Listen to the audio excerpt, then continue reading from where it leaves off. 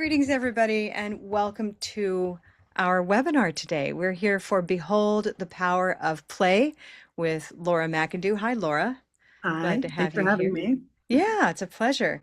A lot of our webinars, if you haven't noticed already, are sort of follow-ons to topics that appeared in our fall conference last September. Raise your hand or give some indication if you were around last fall and knew about our online conference. Some. Okay. Hey, we're doing it again. We're going to have another online conference October 1st, 2nd, and 3rd coming up this year, 2026. And we're still working on, we have a really exciting theme, but I'm not going to give it away quite yet. We're going to have a lot of fun though. But last year, Laura was one of our featured spotlight presenters. And as with any of us, when we present on an idea, we then go home and start thinking about it even more and more happens. And that is definitely the case with Laura, who keeps developing new ideas. So I thought it was a great idea to have her back to spend some time with us. Okay. I'm going to go ahead and turn it over to Laura. The way this is going to work today, folks, is we've got about 45 minutes with Laura, presentation style, some interactivity that she has planned. We're then going to take a tiny break for me to tell you about some exciting new things coming up. And then we're going to dive right back in and take a close-up look at some of the video footage that Laura has brought to us today. And that really gets at the crux of our theme for this webinar series, which is teaching in action. You know, where does the learning really happen and how can we identify it? How can we recognize it? So we're really excited about that. Lovely to see you too, everybody. I like that chat. I appreciate that. Hey, Laura, I'm going to turn it over to you and welcome. Thank you. Well, thanks for having me. I know some of you, but for those of you who don't know me, I'm Laura McIndoo, and I teach in an adult basic education program at Central New Mexico Community College in Albuquerque, where I've been for about 25 years. And I've been working with Karen for over 10 years, developing materials and doing trainings. And Color Vowel has really revolutionized my teaching. And I'm talking to you today about games. And all of you are here, I'm assuming, because you like games or you want to know more. And so I want you to think about why games? Why do we use games in your classroom? You know, what's the purpose? What's the power? Why are we using them? So if you can drop something in the chat about like, why should we bother using games? That would be great. And I'll just tell you that when I was in my grad program, I don't know if any of you remember this book, which mine's at my office, unfortunately. It was called Grammar Games by Mario Vinvolucci, I Volt, never had to say his name. Karen, is it Blue Vinlaruki. Moon? Rinvolucri? Right? Yes. I don't know if I've ever asked you about that, but um, I found that game in my grad program and was like, this is amazing. And it had 50 pages of, you know, how to do standard games. Karen, you're nodding your head. Same thing for you? Like, No, I mean that was a seminal book for me, me too. bringing play into the classroom. So I'll even find a link for everybody so you can know what we're referring to. Awesome. Yeah. Yeah, and I think they came out with a second book. But that single book really just, I was so drawn to it. And even in my student teaching years ago, I would just pull an activity out of that book, and students just like glommed onto it and they wanted to play like all the time. And so I've always been kind of hooked on this idea of games. And then I met Color Vowel, and it's just the perfect marriage. It's just a wonderful, games are a wonderful way to practice Color Vowel. And here in the chat, I see games are effective, yes, and they make students less self-conscious. We're always talking about lowering the affective filter, right? And I know we all teach different people. I teach adults, and adults, you know, have pride. I don't mean that negatively, but no one wants to make a mistake, right? I feel like children sometimes can play a little bit more easily, but I think adults need that. I think we need to give them a safe space where they can try something, make a mistake, and it's not so high stakes. And games absolutely do that. So, yes, I really think that's an important thing. Learning sticks when it's fun and it doesn't feel like learning. Exactly. Lower the affective filter. Exactly. Increase interest and curiosity. You know, if a teacher said, who wants to take a quiz? Raise your hand. Who wants to play a game? Right? I mean, like you'll win every time. They're going to engage because it's fun, right? Um, they can bring laughter among students. I love that, Mimi. So why is laughter important? It makes you feel good, right? You're welcomed. You're part of the community. I have right now about 25 students, adults in my classroom from 14 different countries. It's this amazing group. And every time I hear them laughing, they're bonding, they're feeling comfortable, they're feeling safe. And we know that that creates an environment where you can actually really stretch and learn and ask questions, and it builds curiosity. So that laughter is not just for fun, I mean, it is for fun, but the end game is to create this community where they feel safe, right? And it's sort of more natural. It's how kids learn. Exactly. There's a great quote. I forgot who said it now. I just looked yesterday how learning is a child's favorite way to learn. But I think it's our favorite, or learning. Did I say learning? Playing. Sorry. Playing is the brain's favorite way to learn. And I think that's true for adults. We don't hit 10 and suddenly not want to play anymore, right? So this is all about harnessing that power of play because everyone wants to play and there's so much benefit in playing. So why games? Students learn better when they're engaged, right? Would you rather take a quiz or play a game? You have total buy-in if you're playing a game. Gamification makes learning fun, promotes healthy competition, and enhances retention. And also, games trigger emotions. They drive curiosity, inspire action. My students ask so many questions when we're playing a game. In a worksheet or something, yeah, if they have to. But in a game, they want to know why it's right or they want to know why it's wrong. And they turn routine into excitement. And this is just an idea that we're going to come back to at the end. Every time I see this statistic, it's different, but they're always studying. Do you know how many times a learner has to see or touch or interact with a word, a new word before it's acquired? Does anyone know the latest research on that? It's more than two, right? Seven, 17. What do you think? I heard recently it was like 21 times. But do we have enough times in class to, provide for our learners? Like we have to practice, whether you're exercising or swimming laps or doing ballet or scales on a piano. It all comes down to Karen, 50 times, you think? Yeah. It comes down to practice. If you're learning the E minor scale on the piano, can you do it twice and you're good? No.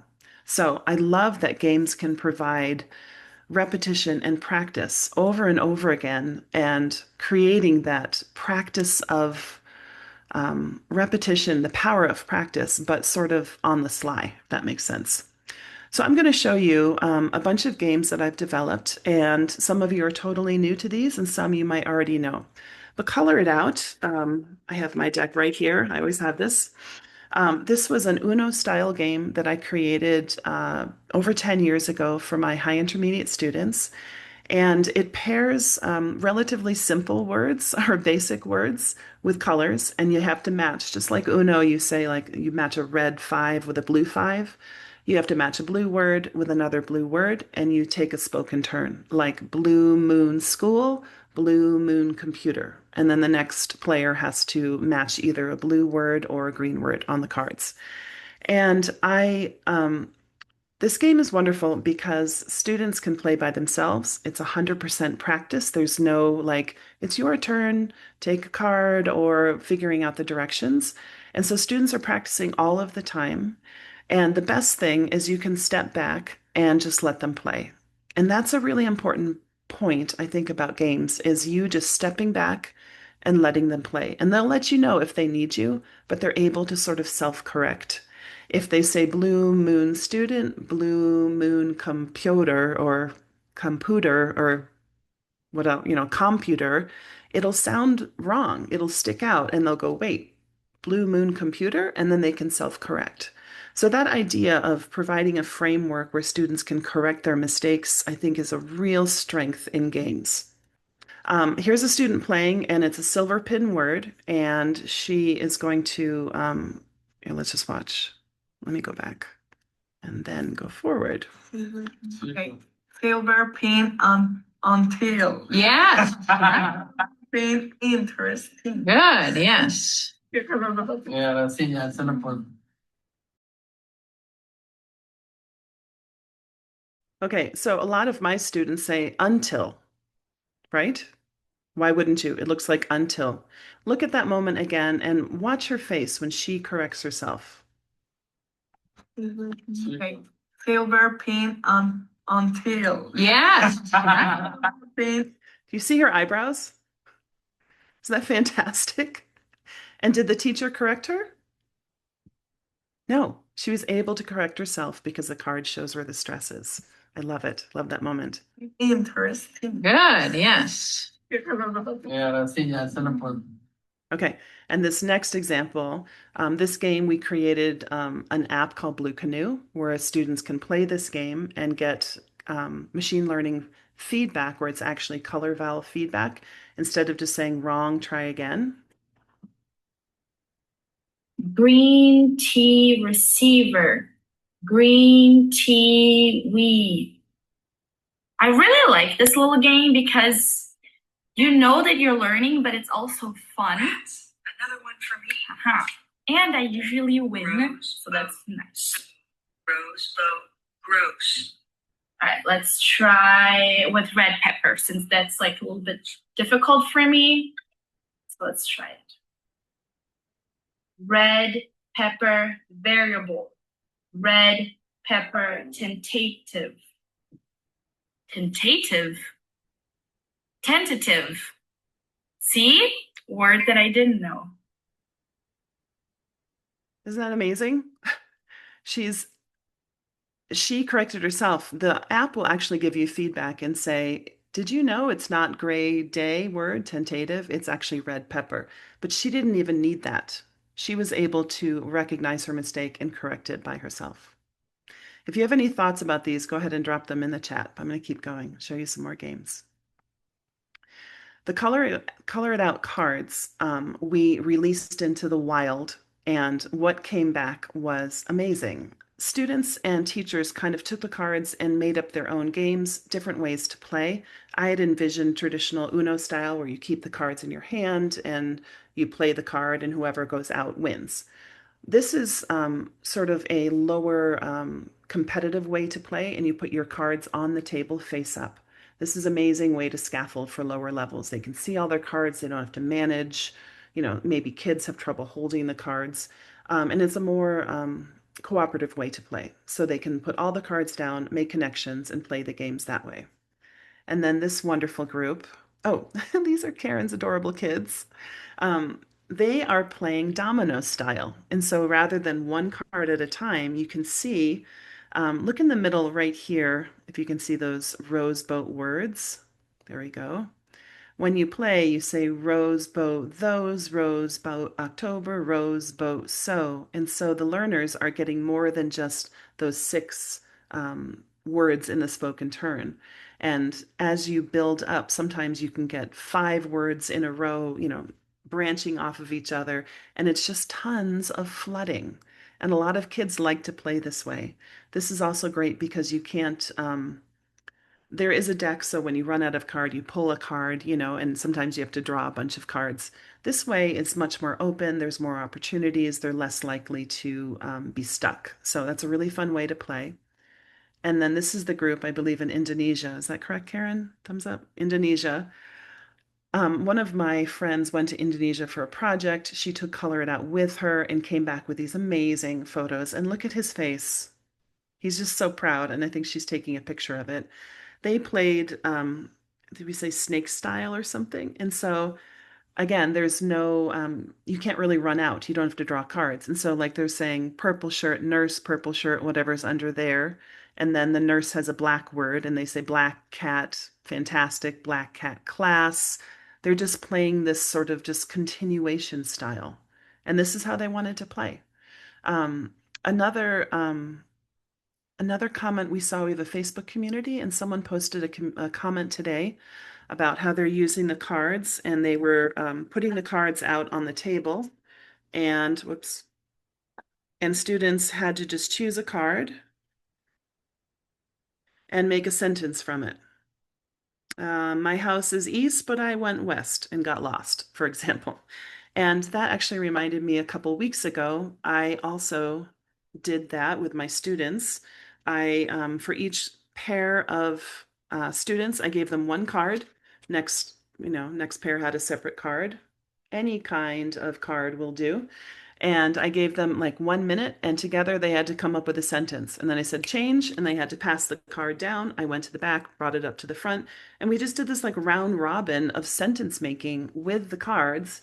And we did it for, felt like way too long. It was like 20 minutes. They loved it. It was totally open. I wasn't there to correct every single one, but it was just this open play with words. I mean, is that a game? Why not? Right? They're not getting scored. It's totally free and open, but they're playing with the language. They're trying it out. They're helping each other. It was wonderful. I've only done that once, but I will definitely do that one again. So the Color It Out cards have proved to be an endless source of creativity from teachers and students. It's a wonderful, it provides you with endless opportunities. And what I would ask you to do is try something. Try a different game. You can play Go Fish. You can do lots of different game sleeves with these cards. So 2 years ago, I think I came out with Classroom Games 1 and last year Classroom Games Book 2. And these are hybrid games, and these are PDFs. So when you order them, you can download the whole PDF and then just print out like page 14 if that's what you need. And then you can keep printing out page 14 so you don't lose it. It's always on your desktop, which I really love. And then every page has a QR code to this game room page, which I'll just take you there quickly. There we go. So all of our games in Color Classroom Games Book 1 and 2 are in here. And if you play with your class, you can print it out, cut it up, and they actually play in person. You can assign the online game for homework, and it's a wonderful way for them to go in here and then play this game after they've played it in class. And here we go. You can also set it up so you can play in class or online, kind of like Kahoot style. So this is categories. They have to choose 4 of each color for the words and put them in the category, which I'll show you in a minute. But I love having this hybrid option. We know that when people play or they're writing, like the difference between typing and writing by hand, I feel like what's going on in the classroom when they are when they're playing with another partner is a very different process. And then when they go online and they're playing digitally, either on their phone or on the computer, I feel like it's a different part of their brain and they're doing it by themselves.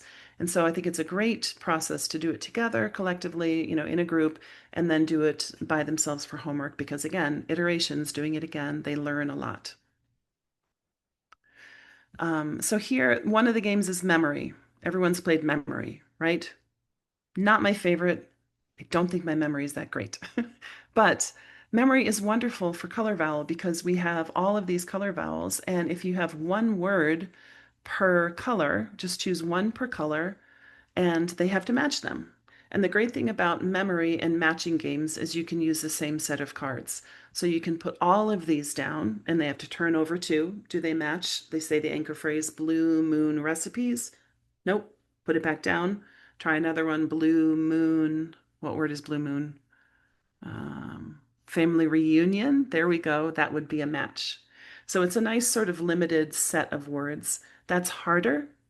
Matching is much easier and much easier for lower levels where you have all of the anchor phrases. I suggest putting them on the left of the desk and then all of the words, and they have to match them and line them up, but they can see all the options. I'm going to show you a video of my students playing this.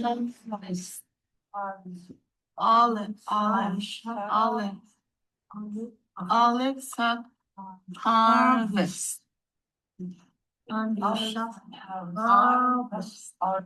Yeah, olive sock harvest. And watch again. I love that they kind of work at it and then they push the card up together. Oops. Olive,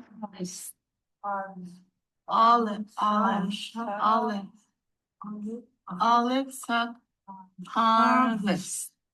There we go. Harvest. Yeah, they got it, right? This is the Color Gories game, and if you've played New York Times Connections, Any Connections fans? Yeah, I was playing one time and one of the words was green, and I was like, oh, I can do this with color vowels. And Categories is probably the game I use the most because there's only 16 words and there's only 4 colors. And that parameter is kind of the perfect, I want to say like size game for my students because they have to find 4 words of one color. What happens if they find 5 words of one color? They know that one of them isn't right and they have to go through them again. I love games that are sort of self-checking, if that makes sense. And so I'll show you later a video where something can't be an answer because they have too many answers, if that makes sense. So, and I just want to mention this game as published doesn't have any underlines here, and that's on purpose. This is for scaffolding. If your students are advanced enough and you want them to work on where's the stress, is it United States, United States, United States, right? That's a hard one. Is it Colombia, Colombia, Colombia, right? We know that finding the stress is hard. For my students, I want them to work on that. If your students need that scaffold, print it out, do the underline first, then make your copies, and they already have the stress marked for them. So there's different ways that you can scaffold this. Also, the game board right here is blank. Again, I want my students to figure out what colors these words are. If they need help, you can give them 1 color, you can give them 2, or you could give them all 4 to start with. Or maybe you work on that with your students together as a group and then say, okay, we found those colors, go find the rest. So this is really flexible and you can scaffold it as you need to. This is hungry, hungry, Hungry. hungry, hungry. Yeah. Yeah. What's the Hungry. hungry? Australia. Australia. Australia. Australia. What color is that? Red. Australia. Australia. Australia. Australia. Try it with Gray Day. Yes, Gray Day. Australia. Australia. Nice. Thank you. Island. White tie. Island. Island. White tie island. Great. So you've got all 4 colors. Why don't you check online? There's a QR code. What other ones are coupled mustard? Russia, Colombia, Hungary, and Dominican Republic. Yeah. Great, you got it. Great. So I asked them to try and check online because I wanted to remind them that they can do that. So that was a fun class.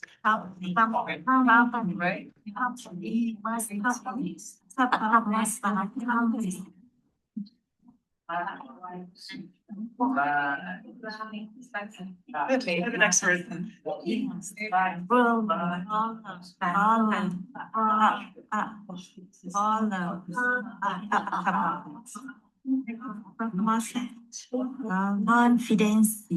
Confidence. Confidence. Confidence. What color is that? Confidence. Confidence. Alisha. Alisha. Alisha. Uh-oh, olive sauce. Alisha. But look, you have white tie, red pepper, and coupled mustard. So one of them, Alisha. try this again. Losing. Where's the stress? Down to a couple of months. Yeah, you're right. Yeah. Down to. Okay, there you go. What is this? So now that's olive. Yeah, Yeah, olive. good. Alisha. I love that. That's what I'm talking about, this sort of parameter, right? In which they feel safe and it sort of self-checks. They had 5 colors. There's only 4. So they were able to figure that out. There isn't a blue moon. There's no words that are blue moon. And if you notice, I forgot to print up the game board. Doesn't matter. They just used a worksheet, divided it in 4, and they wrote on the top, right? Okay, let's keep going. So crosswords. Do you like crosswords? The nice thing about crosswords is lots of cultures have them, so you don't have to explain very much. And this one I did with like an acrostic, and so the word here in gray is a hidden puzzle here, and I just used pictures. So I would like your help. Let's play, and I'm going to show you how we play online for the crossword puzzle. And I really like this feature. You know, interfaces digitally, that kind of stuff can sometimes not be amazing, but I really like this one because when you click on it, there we go. You click on it and the clue from down below pops up so you don't have to keep going up and down. It's just a nice feature here. So if you can put in the chat, what sport or hobby or activity is this?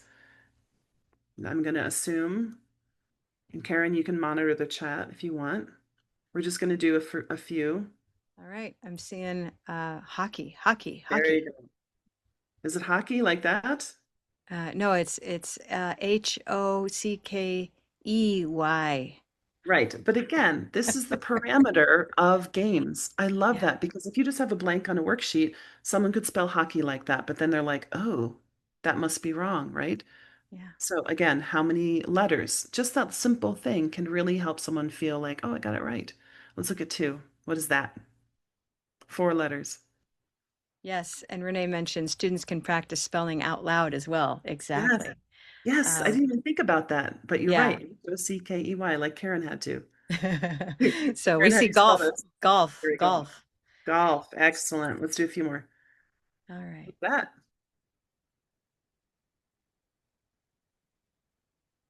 What's neat now is we can remind ourselves these are all olive words. And this is Yeah. what I know a couple of learners who will actually do these crosswords that won't do conventional ones because it's just too overwhelming. But if you can just cast around in your mind for we get volleyball.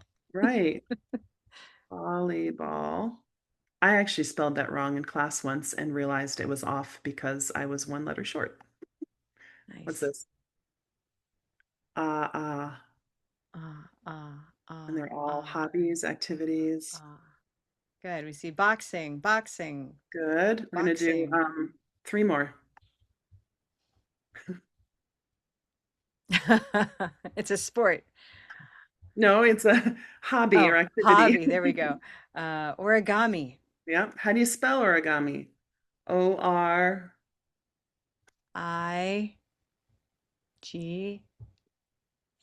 Yeah, Igami. Yeah, exactly. And we're going to do 2 more.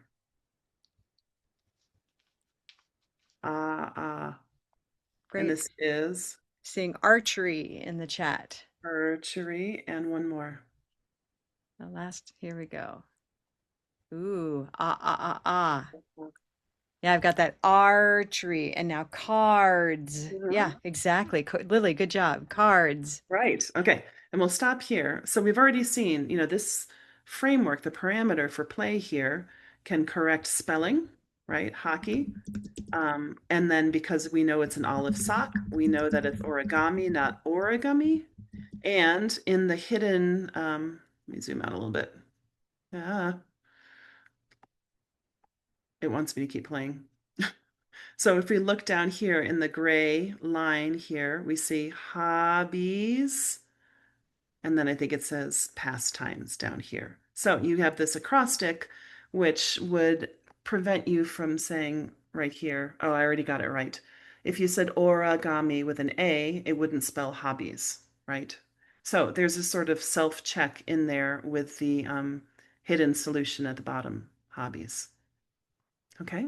So I love doing that because I can give it to my learners and they're basically on their own and they can check it. And crosswords, I realized why I have no footage of crosswords. Every time I do a unit test, standardized test, something like that, when students turn in their test, I have a stack of this, of the same activity. They take a crossword and they go out into the hall and they do it with all of the other people when they finish their test. It's fantastic. They love it. They like turn in their test, they just grab it and they go out there and I can see them all, working on it. And then when we come in, we just flood. And so the other power of games, especially if it's one color, is you can flood all of these. You say hockey, golf, volleyball, boxing, right? Cards, and you just go through it. And if one of them is wrong, If it's off color, you know it's wrong. So again, this idea of sort of self-checking. I love it. Have any of you tried these mazes? A color vowel maze? You get the idea, right? You start here and you want to finish at the end. So students have to start here. This is red pepper. Everyone say red pepper. And one of these words is going to be red pepper. Which word is red pepper? Red pepper. Right? Red pepper letter. So they're stuck here and they can go to this word, this word, this word, or this word. And they have to work at it. And this is such a great activity for this idea of grappling, trying on those colors. Is this the right target color or not? And they have to find their path all the way to the end. So let's watch a video. Backward, now, critical, red pepper,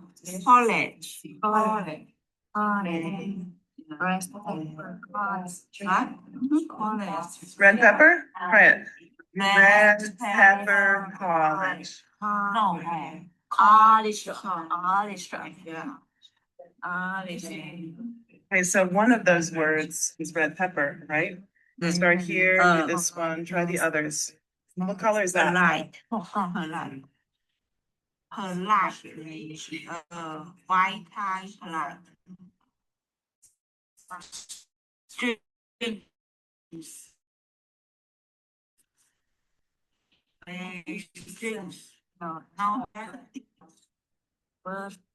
So if you notice the word strengths, they said, no, it's not red pepper. But they're going to figure out that none of the other words are red pepper, right? And so it's probably strengths. And actually, some of my learners told me, I had this group of guys in the back, which you'll see in a minute, and 3 of them are engineers. And they went, instead of doing it the way I told them, they just went through line by line and said the anchor phrase. And if it was that color, they put a check mark. And if it wasn't, they put an X in the square. And I was like, that's brilliant. And then at the end, they just went and wanted to connect the check marks, right? Isn't that a great way to do it? But at one point, they had a check mark to the right and one to the left. And so they had 3 words they thought were red pepper and only 2 were. And they figured that out by just looking ahead and picking up to see where the trail picked up. And then they knew it was that missing link in between, that must be red pepper and not the other one. Sorry. Which I think is amazing because they figured out how to use the game to correct themselves and to figure out which word was red pepper. And I didn't catch that on video because I didn't know about it, but I went back after and saw every square had an X or a check, and I thought, that's amazing. So they sort of innovated their own way to figure out which words were red pepper. Mazes are really fun. Students like them.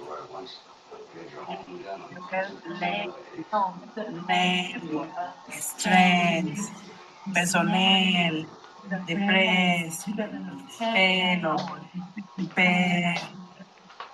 pair, essential, mention, specialist, resumes, dental, stop. So again, once they finish, they can flood. Games are wonderful for flooding the answers and for that repetition. Okay, this is one of my favorite games, quote unquote games. This is called mustard and not mustard. And, oh, sorry, let me go back. I put this in the book, and these are just a bunch of words, and students, I put them, so they're on a piece of paper, you can cut them up and students can do it at their desk, or you can write it on Post-it notes, which is what I do. And I put mustard and not mustard on the board, and they have to come up and put their words up there and decide which one it is. And I'm going to show you a couple different examples. So these were a different set of words, but this is what my students thought were mustard, not mustard. I'll just let you look for a second. Take a minute and think about what's right, what's wrong.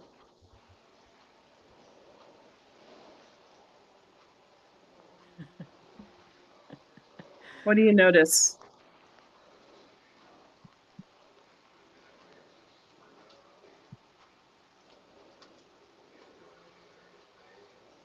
What and does? Erica asked, are they all mustard? What do you think? Yes, And Anna. I see now, listening with their eyes. Jenny Siegfried, wait a second. What's the matter, Jenny?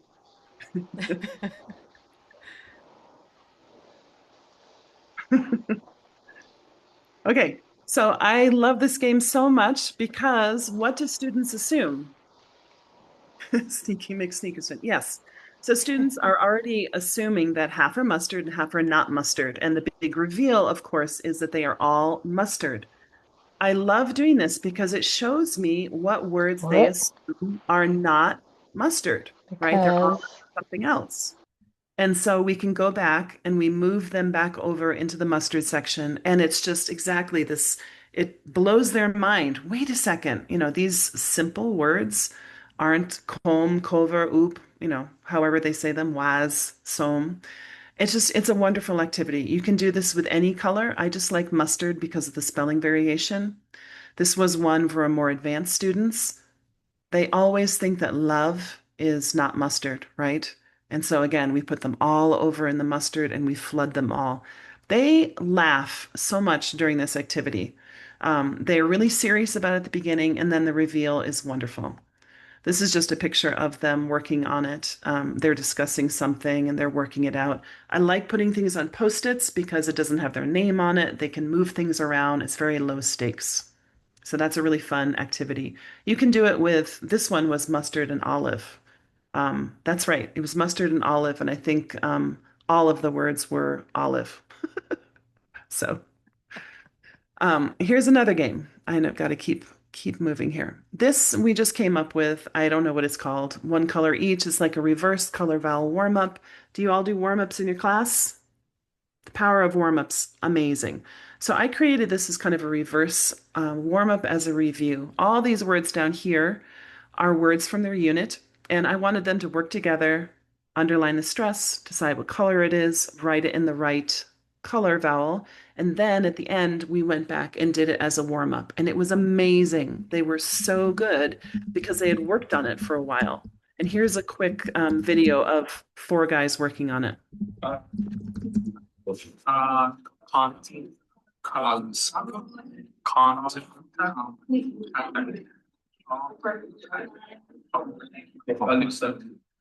Well, first, where's the stress? You guys do it together. I'm not Victor, sure yeah. between pepper mustard and all sun. Okay. So if you think it's between 2 colors, you can like write it in pencil, in the 2, and see if you see another olive or another mustard word. And Victor, what do you think it is? Content, What color? content, olive sun, Maybe olive. Yeah, so you have 3 of them engineers trying to work out what color this is. And I do go around and kind of interrupt them to remind them, like, use your hand.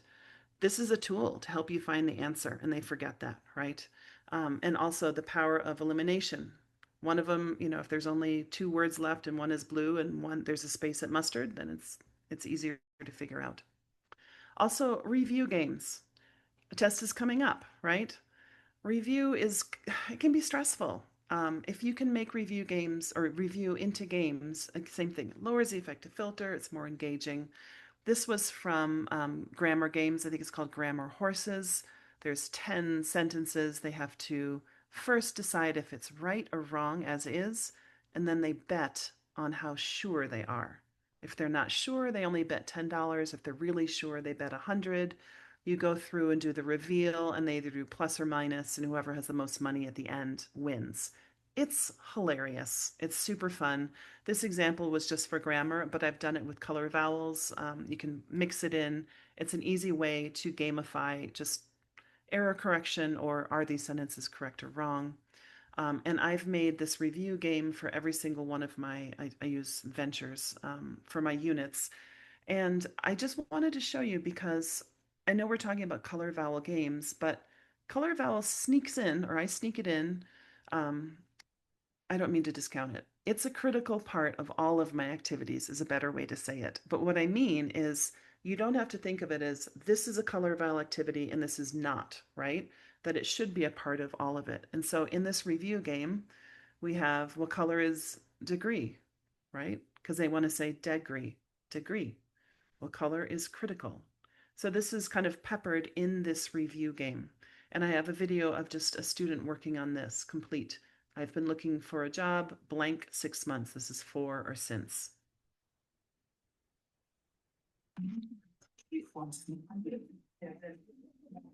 Can you read it again? Which question? Go ahead. Complete. Read the whole sentence. I have been looking for a job for 6 months. Exactly. You agree, Sonia? Correct? Yeah. Good. And why I included this is because the first 2 seconds, she says the answer and Sonia agrees with her. Just watch that.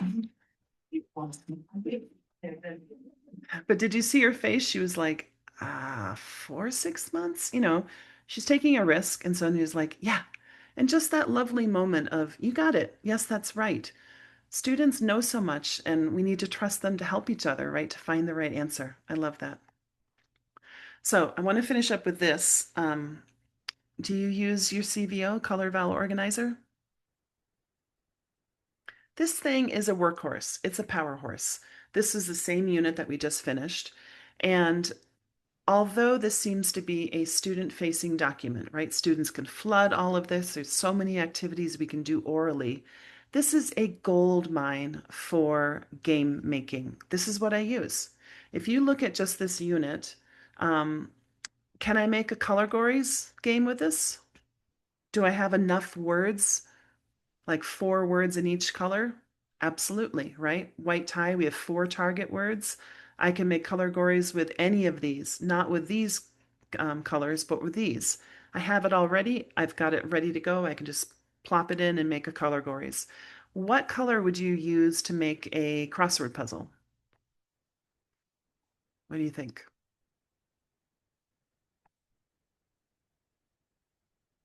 Probably not white tie, right? Wendy says red. Yeah, look at all this. You've got like, I don't know, 15 words or something. You want to have enough to have a nice, a nice puzzle that fits together. So even just without looking too closely, you can see, aha, these would be great for crossword puzzles. What about a maze? Same thing, right? If you have enough, you've got your whole list of words there. What about matching and memory? You just need 1 word for each color, right? And also remember, you don't have to use all of them. If your class, if it's too hard, you could just do memory with these 6 color vowels, right? Wooden hook books, blue moon introduce, white tie reliable, and just choose 1 word. So I use these all the time as a starting point, a launch pad essentially for making my games. So don't just think of them as useful for students to practice. You really can mine these, and everything's organized. It just helps you when you want to create your own games. And I'm hoping that you will want to create your own games. So I want to finish up with these 2 quotes. Play isn't the easy route. I think this is important, this first line, because you include a game, this is not a shortcut. It's not a filler. It's not a, oh, I don't really know what else to do. Let's just play a game. It's complicated, it's complex, and often difficult to watch unfold. There was that instance, Categories, or the maze, where those 2 women couldn't quite get it right. It takes patience, trust, and a level of skill to allow a learner, I would say, to truly lead their own learning. You're handing it back to the learners. They're working on it, they're grappling with it, they're helping each other, and you're giving them this limited framework in which to do this super important work. And then the last idea, Aristotle, we are what we do repeatedly. We know this, right? Excellence, then, is a habit, not an action. Again, coming back to how many times we need to touch those words, how many times learners need to practice that, essentially, do the laps, do the repetitions. Using games to get those repetitions is so powerful because your students will want to play, color it out over and over. They'll want to play online. They can refresh it and play it again. They want to do it again and have a second chance. It's a wonderful, safe way to get those repetitions, like to get your laps in. So here is my contact information for those of you who don't know me. Thanks for joining us. I am Laura McIndoo, Black Cat McIndoo, and there's my email. And I know we're going to continue to talk, but I just wanted to put that up there now. And I will also put it in the chat while we're finishing up. Thank you, Laura. Gosh, everyone, you want to give a little bit of love there. Beautiful. I'm going to let you think for a minute, and I want to show you a video that we recently put together about our games.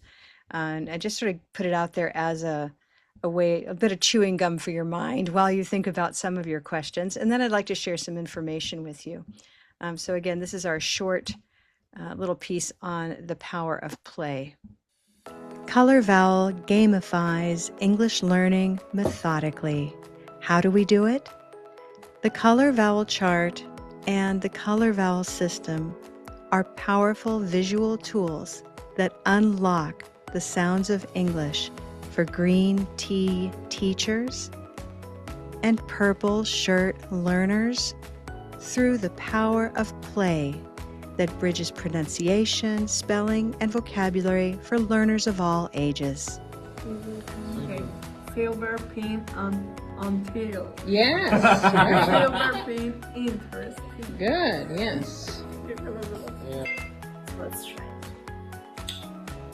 Red pepper variable. Red pepper tentative. Tentative? Tentative. See? Word that I didn't know. With Blue Canoe, we put thoughtful, revolutionary progress in the students' hands where they can practice pronunciation on their own terms, receiving colorful, color vowel guidance through voice recognition and AI feedback. Gray Day Congratulations. Great day. Congratulations. Olive Sock Job. Olive sock job. Congratulations on your new job. Congratulations on your new job. And then after that, you can record yourself. Congratulations on your new job.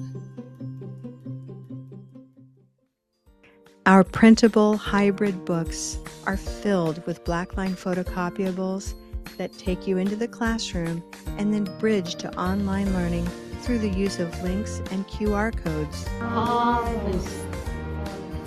Olive. Olive. Olive. Olive cut harvest. Great. So you've got all 4 colors. Why don't you check online? There's the QR code.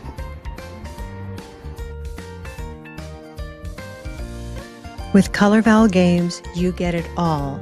Classroom teaching, online learning, mobile practice, a variety of topics, fun games, and incredible learning designed by teachers for teachers.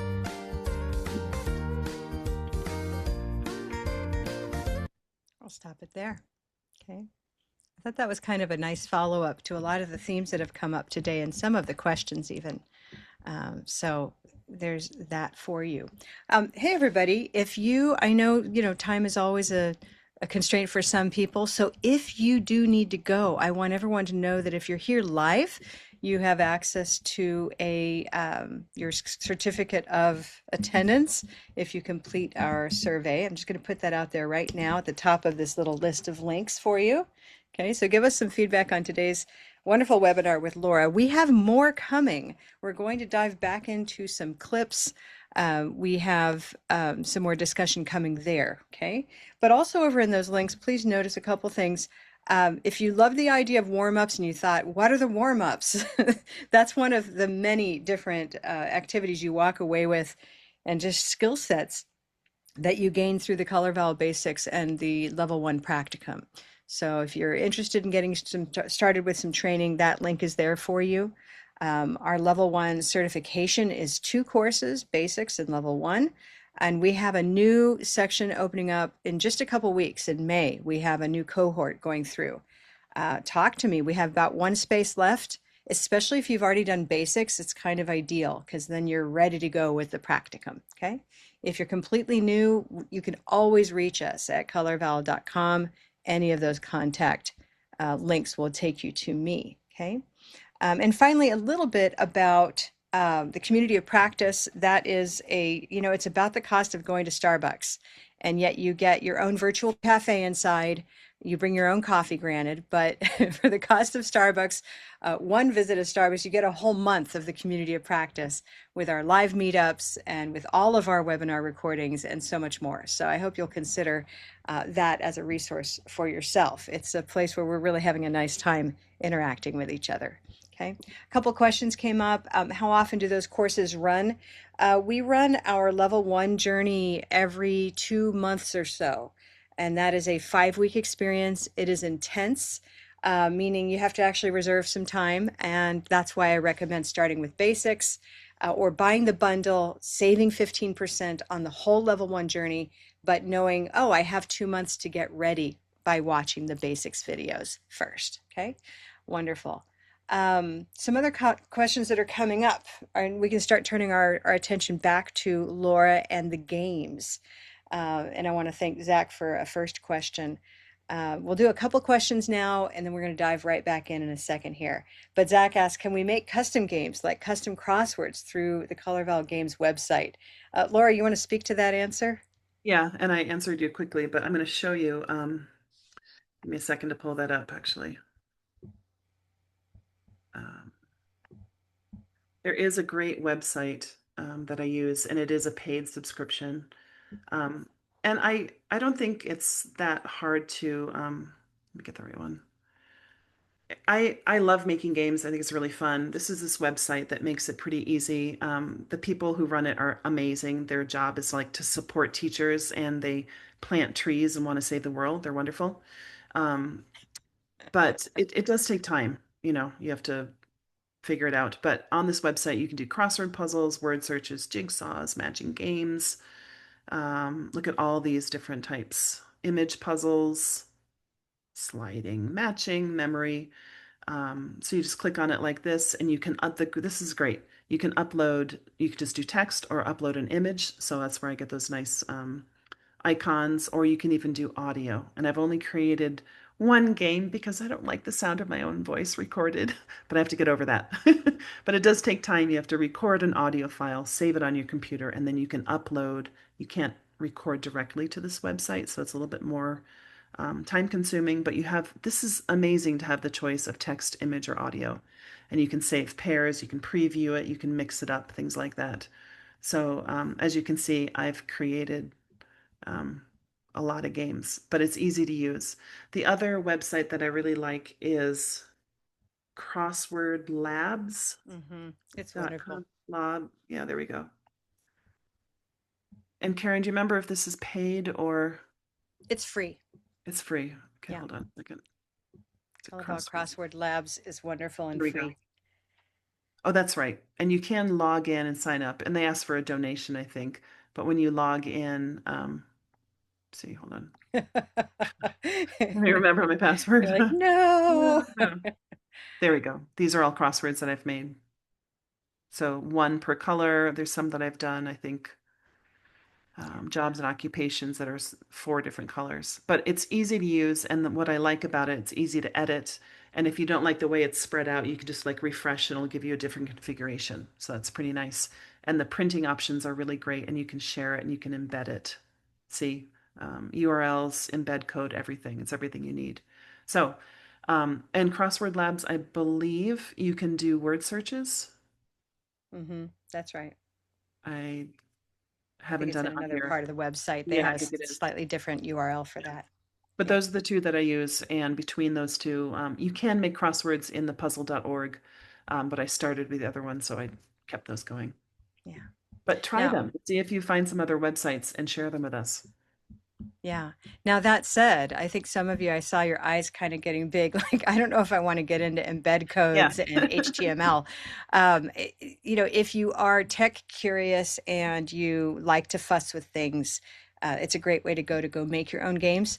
But that's also why we have Laura in the room, is because she does this, as inspiration. She does it whenever she's moved. I'd like to show you what the books look like so that you really can appreciate how this is made for every kind of classroom. I think I just did it.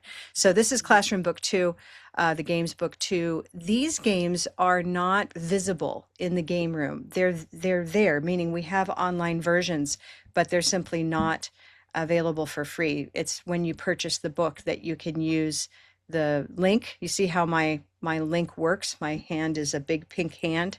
So let's say I'm teaching online. I can go ahead and open up that game directly from, you see how I can open it up into Chrome and play this game online. Okay, I can do that. Or let's say that this is printed to object and I'm in the classroom. I can use my phone or have my students scan the way Laura had her students scan the QR code. Or you could take your phone right now and scan that QR code and go play the game. So many ways to use this resource where the choices have been carefully made, mindfully chosen by Laura as a set of words. We've edited this book so you're not going to have errors, typos, those kinds of things that when we make our own games, we're like, oh, yeah, that's right. There are 2 right answers for this. We've made sure that there are no more than 1 right answer for each kind of quiz. Okay. Or you spell volleyball wrong in the first iteration and your students correct you, and then it's been corrected. My students Yeah. are like guinea pigs. And I'll also say I really love the PDF format. I spent 10 minutes this morning looking for my image cards.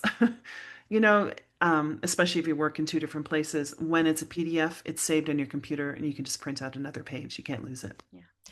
Laura, I think Renee asked a little bit earlier about underlining. Let's just take, for example, the animals, categories. Talk to us about what you've done, yes or no, underlining for them or having them underline. What are some of the considerations? I think this is completely in your hands, which is why we've left it blank. You know your students better. Um, And so things like compound nouns, in like United States or like polar bear, is it polar bear or polar bear, right? Have you talked to your students about that? Do they know about compound nouns? Where are they in their color vowel journey? And so I've actually had a game, this was last year, and students were still struggling with that idea. And so there were like 3 cards, I don't remember what it was, where we decided where the stress was initially. And I had them write it on their cards, but not for all of them because they didn't need it for all of them. So I can't predict, what your students needs. That's why we leave it blank. But take a minute to actually consider that and say, wait a second. Okay, I've got this game ready to go, but is it as good as it can be for my students? Is there something they need? Maybe they just need 2 of the 4 color categories. Maybe they need the 4 color categories, but they're good on stress. I don't know. Take all those into consideration. Um, and the nice thing, again, because there's 4, 4, 4, and 4, there was one video where you saw the women, there was only 3 spaces left, and they had a card and they figured out one was mustard. And then there was only 2 left. There's 2 cards and 2 spaces left. So it's 50-50. It narrows down their choices. And so they're able to figure that out. So taking those into consideration and your level of students, you can provide what they need, if that makes sense. And with those last 2 options, is it a color issue or is it a stress issue? And if they're stuck, like those 2 guys were between mustard and olive, and maybe it was content, and one guy was saying content, he was maybe stressing maybe red pepper, content instead of content. If students are struggling, this is the best tool. And I know in a lot of my videos, I'm like, use your hand. What color is it? And that's to remind them, like, you have the tools. You have tools to reach the answer. Use your hand. Find out where is that stress. And I don't feel like it's a leading question. It's sort of reminding them, you need to figure this out with what you have. And if they're really stuck, then I'll say, let's find the stress together. And then maybe they underline that O in content to remember, and then back off and let them figure out, is it roseboat content, olive sock content, cup of mustard content, right? So I don't think that's a non-answer, but my answer in terms of underlines is it's up to you. What do they need and how can you give them enough without giving them too much, right? Because we do want that wonderful zone in the middle of figuring it out, grappling with it, is it mustard? Let me try mustard. Is it olive? And they figure it out on their own. That's where these amazing moments can happen. Yeah. Laura, why don't we dive back in and folks keep asking your questions. We're watching over there in the chat, okay? What I'd like to do now is turn to the, color vowel in action or teaching in action. Going back to that clip, why don't we use the one of the gentlemen who are grappling with precisely that word? And everyone, as Laura cues this, I'd like you just to say to yourself these, the two words that you can hear in what I put in the chat here, content. What really is the difference between those two words? Not in meaning right now, but rather in the way they sound. What is truly in detail the difference? I'm going to give you a hint. It's not just one stressed vowel versus another stressed vowel. So let's listen and consider this now, like phonologically, really what's happening here and why and how are they grappling? I use that word grappling in a lot of our courses. It's the right kind of struggle. That's what Yes. you want for your students. The right kind of struggle where it's within reach, but that's exactly their say the edge of their growth, right? And they're about to stretch. That's where we are.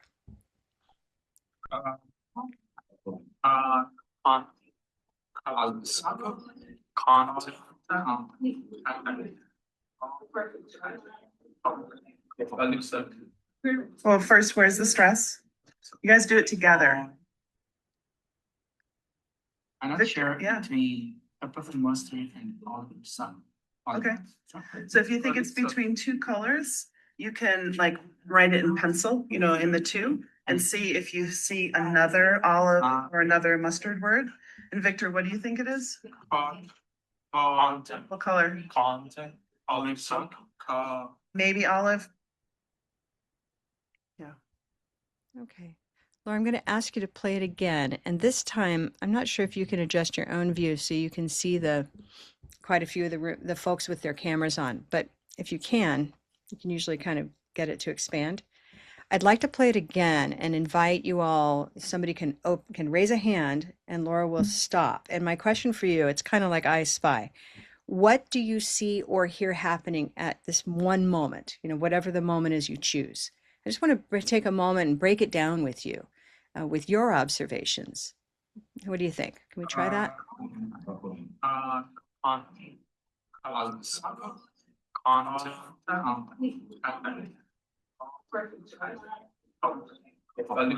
Karen? Okay. Yeah. So I'm modeling this for everybody. So I just saw the gentleman in the black jacket. I keep noticing his mouth. Anyone else, is anyone with me on that? Yeah. Renee, and you can unmute yourself, by the way, Renee. What do you see?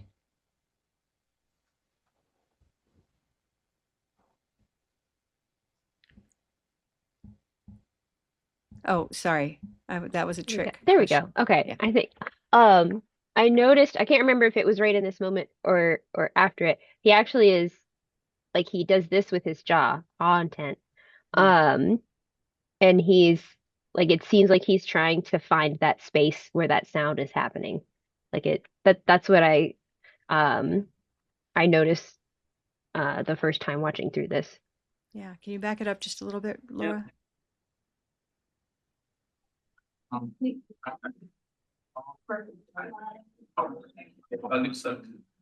Well, first, where's the stress? You guys do it together. So stop there. Yep. There we go. That's it right there. He just did it. That kind of, I see a lot of rows in his lips. So his jaw's coming down the way Laura Shirley has shown how Olive is a low jaw, but his lips speak a different story. That he's too. right. Erica, you're nodding. Would you like to say something more?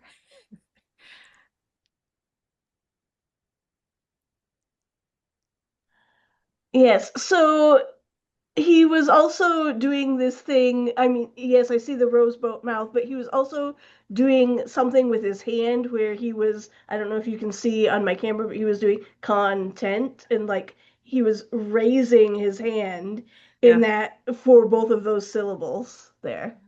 Yeah. And he said it differently. He was like, content, content.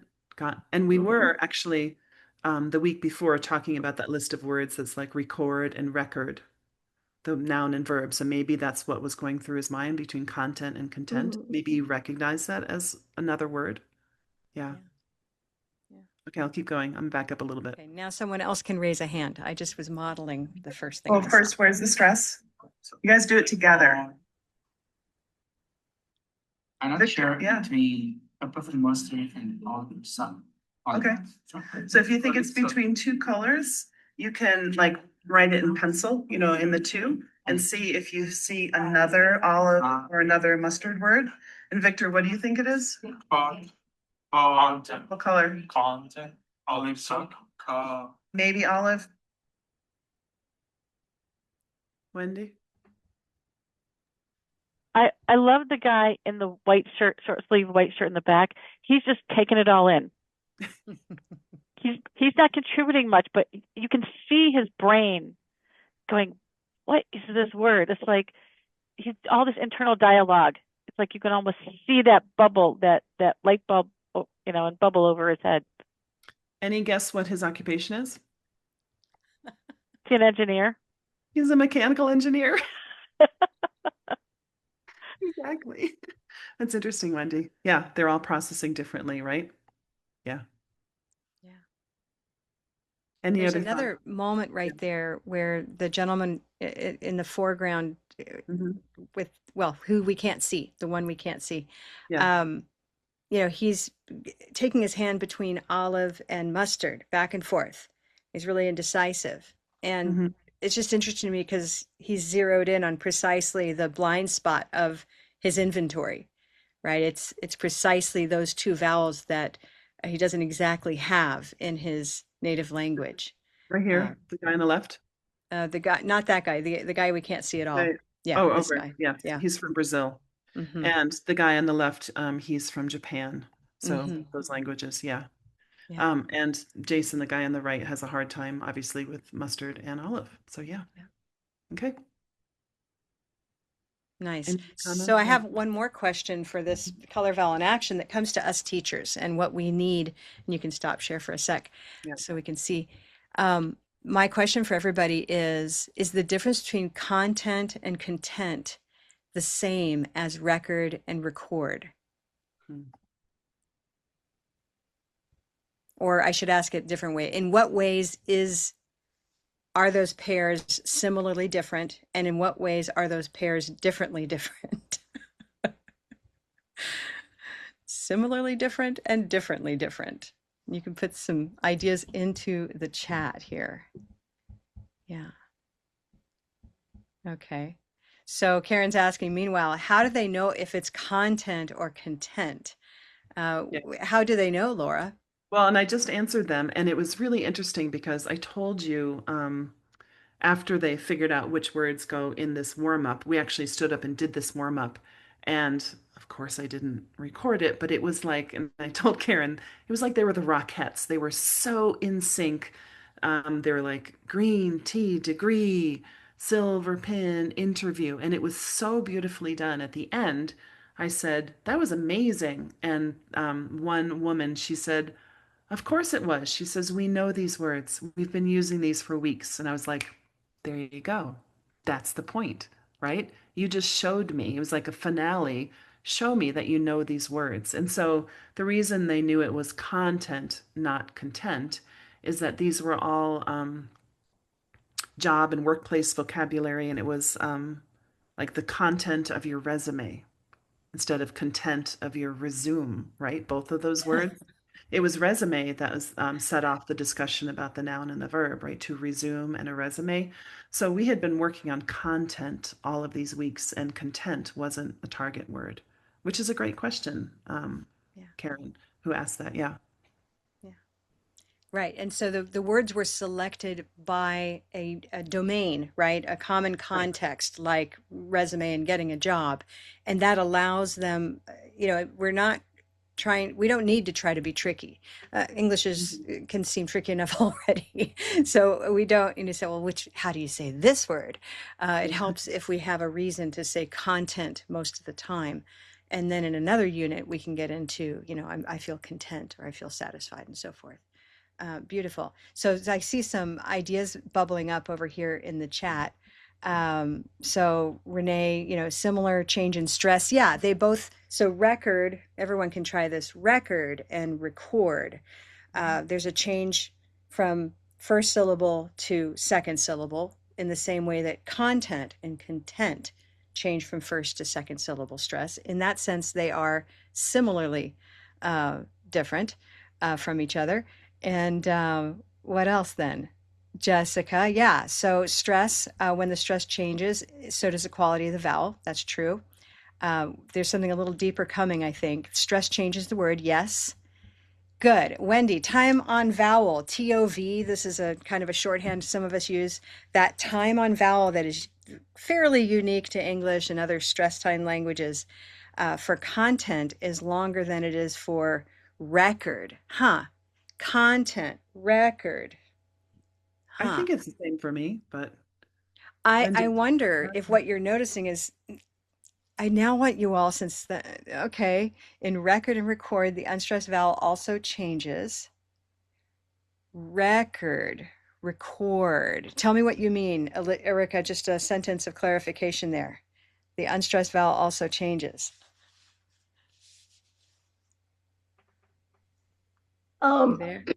So when I say record, right, to me that's not a reduced vowel. It would almost be a green T vowel, but it's unstressed. Record. Okay, record. I don't say record. I say record. So maybe that's unique to my pronunciation. I don't know. Well, I think it doesn't matter if it's stressed or if it goes to schwa. They're both different from red pepper record, right? Yes. Red pepper record. Yes. Erica says green tea record, and I would probably say cup of mustard record. But those are all three different color vowels, right? You mean orange door record? Oh, right, record. No, sorry. No, I didn't. I meant we're talking about that first unstressed syllable. Yeah. So you'd say, Erica says, green, record. They're both orange door, record, but she uses green tea for the first unstressed syllable, and I would say cup of mustard, record. Of course, it's orange door, but the unstressed can be schwa, or the unstressed can be clear. Yeah. Sorry, maybe I took us down a rabbit trail. Oh, but Erica, it's a great point because whether you keep it a clear or a reduced unstressed syllable, they're still different from stressed red pepper record. Yeah, that's a great example. And with that comment, Renee really brings it home. The time on vowel in content. Notice that we cannot say content, right? So we have two colors where one is the primary and the other is clear. Content. What two colors do you hear? Content. Yeah. Content. And so for students who are used to this idea that one is colorful and the other one is reduced, that is an added little kind of stretch on that word. And that's the main difference between the two. Beautiful. Olive, red, content. Beautiful. So knowing what it is that is making it hard, why are they grappling? What's worth grappling in this particular pair of words or in this one? We're always developing that awareness in ourselves as teachers in our leveled courses, starting with level 1. Thank you for that. I think there was one other video clip. Are there any video clips that you wanted to show, Laura, that you haven't shown yet?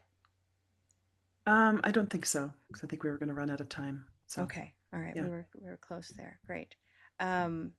So I have, well, that might be another time. We might do that in a hangout. There is, by the way, tomorrow a virtual cafe. These are pop-up get-togethers with no topic other than a context. So for example, tomorrow in the community practice, we're getting together and it'll be right after this webinar. So I'll be in the room hosting and say, hey, what'd you think of the webinar? What are some thoughts that came to mind? And then it will move into free conversation. So that's a pretty nice feature of the community of practice. I wanted to see if there were any other questions that came up. There There was a question about Commonwealth versions of games. We are working on that. One of our level 3 trainers, our Commonwealth trainer, Gemma, has this as her capstone project, is working on some of our games and publications and putting them into a Commonwealth version. So if you are a Commonwealth speaker of English, know that that is on our mind. We definitely want to provide that resource to our speakers outside of Northern America. So keep that in mind. Good. How many days a week do you teach? Oh, okay. This is for Laura. How many days a week do you do a game? So we're in right now an intensive program, and it's 5 weeks of 4 days a week. So Monday, Tuesday, Wednesday, Thursday for 2 hours and 15 minutes. Yeah, so intense. It's it's a lot. Actually more like 2.5 hours before and after. And I usually do color vowel warm up, and I'll usually do a game for review. And then we'll do new content. And for practicing that content, I'll either do like a book provided activity, or I'll do a game if it's better for that. So sometimes 2 games a lesson, sometimes no game. But if you had a choice of a worksheet or a game, who wants a game? Yeah, everyone does. So why not? And so I'm the kind of teacher that tortures themselves, even though I've taught this class like, I don't know, 1,413 times. I don't use what I've used before or what's provided. Why not spend more time and make a game out of, an activity that I already have? So even if I have a worksheet that'll work well, I'll make it into one of those grammar horse games, or intersperse it with color vowel or something. So I'm constantly evolving the activities that are given to me because I get bored doing the same thing. And here's another thing about games. If you're doing activity C in the book, that's the way it is, right? But if it's a game and you hand it to the students, and again, this is why I love games, it's like, you play this, you do this, right? It's always different. We get different questions, different things come up, and I feel like the learning is much richer than just a simple, activity in a book. And there was something about the clip that Karen showed. Well, even the tentative. Remember her? Who corrected her? She did, right? She did, because she knew it was red pepper. When I play Color It Out with my students or another color vowel game, my favorite moment is when they're like, "What? Purple shirt birthday?" And they're like, "Wait, teacher, there's a mistake." And you're like, "Nope." And hand it back to them, and they're like, "Ah, that's a purple shirt word. It's purple shirt birthday, not birthday." And you're like, "Yeah." So that self-checking, and having students realize that there's a mistake in the game that's not a mistake. That stuff happens in games way more often than it does with a review activity from the book or a worksheet. And I'm not dissing those, because I love that I have those in my curriculum, but I will always try to move it into a game or replace it with an appropriate game because of all of those things we talked about at the beginning. The power of play, the power of fun, right? So, yeah, I would say probably at least a game every day if I can. So thanks for asking. Is your course only speaking and listening? No, it's all skills integrated. But I will say my students are high intermediate on the scales, and the reason why Color It Out, this game, can captivate them for half an hour, 45 minutes, is because they have all their language here, reading and writing and everything, and they're desperate to get it out here to be able to use it. And so we spend tons of time playing with that language and empowering them with color vowels to actually use the language that they've already acquired but can't actually use comprehensively. So I lean into the oral skills because they want to speak English, right? Yeah. Yeah. Laura, I want to thank you for sharing these latest thoughts, these latest clips with us. This is exactly what we're thrilled to be doing, is going down deep into what learners might be thinking at that moment, giving them the time that they need to express that, to practice it, and to perform it. So this has just been a lot of fun. Folks, I would encourage you to give us the feedback that you have for us. That's the kind of, Laura gets to wake up tomorrow morning and know that she gets to look through feedback. It's an opportunity for you to let her know what you're thinking and let us know what else you would like in our webinar series in the future. Thank you for being here. Take a look at, one more time, I've put those links for you. The very first link is that feedback form, and at the end of that feedback form is a link to your certificate of attendance. You simply download it and type your name into it and submit it if you need that. I always like knowing if you come from a program that uses these certificates. I like to know how I can make those certificates more serviceable for you. So all of this, it's all handmade by us with love, and we like to know what you need and what you want. Do let us know. Rebecca has asked for those screenshots. Thank you, Laura, giving those quotes on playing. Yeah, I'd love any final takeaways before we close the room. Maybe 2 or 3 people who want to share what new idea, just one new thing or one just slightly different way of thinking about a game, an intention that you might have. Any thoughts there? Great. I see Elizabeth in the room. She said, I used to dislike crosswords because I thought they were just time fillers, but now I'm hoping to try some out. I'm so glad to hear that. Yeah, these crosswords are a game changer. No, again, no pun intended. No, and I totally echo that sentiment. They were never my favorite. And even now, I'm like, do you guys want to do another crossword? They're like, yes. I'm like, okay. It's not really my thing, and students love it. Again, it's that limited set, flooding. They're great. Mustard, not mustard. Elizabeth loves mustard, not mustard, and just how you can take any 2 colors that border one another. Often you'll have the same, when they border one another, they often have some shared spelling patterns. That's kind of a general rule of thumb. Or that they definitely share a categorical similarity, right, in terms of the phonology. So that's how you can often choose those. One note on that. You Yeah. only get one really good reveal. You can't do mustard, not mustard.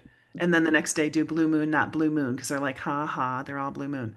So you could start off with, depending on your level, you could start off with a blue and a green or something really far away if your students need that. That's still a fun game. And then you could do blue and wooden. And then you could do mustard, not mustard, or blue, not blue, and that could be the big reveal. But you only get one of those moments per class, so use it wisely. There was a question in the chat about where you could get a color vowel organizer. We do have those available on our home site, on our homepage there, and it's a great way to join it is the way to join our mailing list too, by the way. But if you're already receiving my emails, you simply can download this. I'll show you briefly on the website. We have a couple of downloadables. One is, this is about halfway down the page from the top of our website. You just come down and you can download that organizer. You can also download a nice handy chant, and it's an authentic chant that my own students wrote years ago about missing class. So that's there for you. Okay. All right. Games mean a lot to students. They get to figure it out for themselves. That's right, Zach. Student-centered learning, absolutely. The idea that Mike brought is he's got those international teaching assistants. That's where the color vowel chart started, by the way, was with those university students who have all that technical vocabulary to grapple with. So yes, the color vowel organizer is your friend. Okay. Thank you so much, everybody. Yeah. Any final comment, Laura? International teaching assistants, they're probably stressed out. Make a game, put them in the CVO, and give them a couple games to have fun, because they've got a lot on their plate. All right. Thank you, everybody. Thanks for those suggestions. Yeah, we'll be seeing you again soon. Join us next month for our next webinar. I believe it is teaching connected speech with the sounds of music with Aviva Katzenel. Let's see if I'm right. I'll be following up with an email. Be well, everybody. Thank you. Thanks, everyone. Thanks for your time.